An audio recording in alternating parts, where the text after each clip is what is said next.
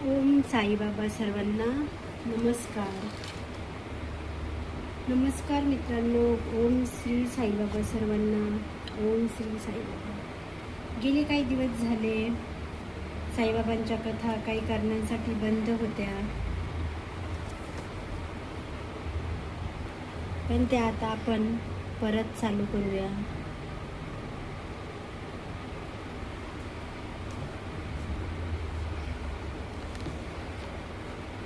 कथा खूप छान आहे.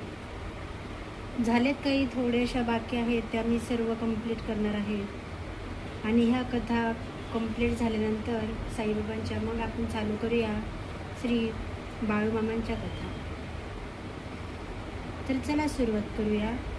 आजच्या कथेचे नाव आहे भीमाजी पाटील क्षयमुक्त कसे झाले. क्षयमुक्त म्हणजे आपण कुणी त्याला TB बोलतो, असे TB क्षयमुक्त झाले ते भीमाजी पाटील. साईबाबांचा त्यांच्यावर कसा चमत्कार झाला ते आपण बघूया. तर चला सुरुवात करूया. श्री गणेशाय नमः. पुणे जिल्ह्यात जुन्नर तालुक्यात नारायणगाव आहे.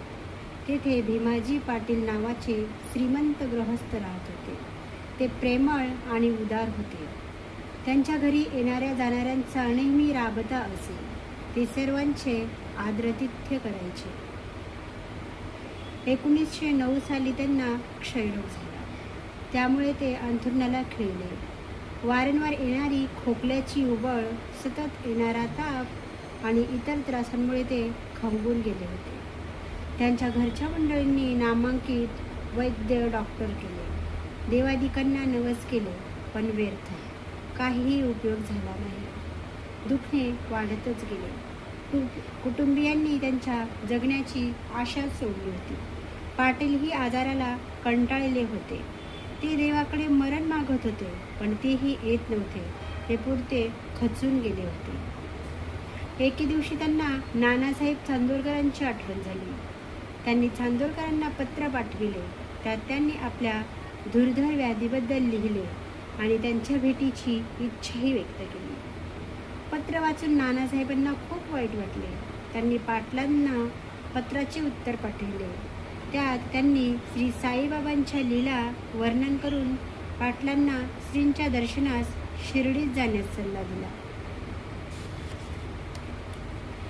नानासाहेबांचे पत्र वाचल्यावर पाटलांना थोडा धीर आला. आपल्या आजारावर काही चांगला उपचार मिळेल याची त्यांना आशा वाटू लागली. श्री बाबांच्या लीलांचे वर्णन ऐकून त्यांना कधी एकदा बाबांना भेटतो असे झाले होते. त्यांनी घरातील मंडळींना शिर्डीला जाण्याची तयारी करण्यास सांगितले. बरोबर विश्वासू मंडळी घेऊन पाटील शिर्डीस निघाले. त्यांची गाडी मशिदीच्या चौकाजवळ थांबली. दोघा चौघांनी त्यांना उचलूनच बाबासमोर आणले. त्यावेळी नानासाहेब व माधवराव तेथेच राहत होते. पाटलांना पाहून बाबा माधवरावांना म्हणाले, श्यामा, असे किती चोर आणून तू माझ्या अंगावर घालणार आहेस? तुझी ही कृती बरी नव्हे. यावर माधवराव काहीही बोलले नाहीत. भीमाजी पाटलांनी बाबांच्या चरणावर डोके ठेवून, बाबा, माझ्यावर कृपा करा, मला वाचवा, अशी आर्ततेने विनंती केली. त्यांची व्यथा पाहून बाबांना दया आली. ते म्हणाले, बाबा रे, भिवू नको. ज्या क्षणी तू शिर्डीत पाय ठेवलेस त्याच क्षणी तुझे भूक संपले. अरे, इथला फकीर फार दयाळू आहे. तो दुःख दूर करतो, प्रेमाने जवळ घेतो. जो श्रद्धा भावाने त्याच्या मशिदीत येतो तो सुखावर आरूढ होतो. त्यावेळी साईबाबांची वचने ऐकून भिवाजींची चिंता सरली. पाटील थोडा वेळ साईंच्या संगतीत होते, पण त्या अवधीत श्रींच्या कृपेने त्यांना वारंवार येणाऱ्या रक्ताच्या उलट्या थांबल्या. बाबांच्या सांगण्यावरून ते भीमाबाईच्या घरी राहिले. काही दिवसांनी पूर्ण बरे होऊन ते जुन्नरला परतले. तेथे बाबांचे भक्त झाले.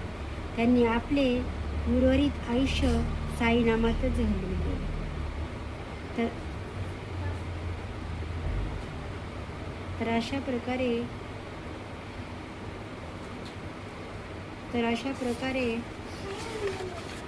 भीमाजी पाटील यांना साईबाबा प्रसन्न झाले. भीमाजी पाटील यांना साईबाबांचा अशा प्रकारे चमत्कार घडला. तसा तुम्हा आम्हाला सर्वांना घडो. कथा कशी वाटली कमेंट करून नक्की सांगा. व्हिडिओ आवडल्यास शेअर, सबस्क्राईब, लाईक नक्की करा. चला तर भेटू पुढच्या कथेमध्ये. तोपर्यंत बाय.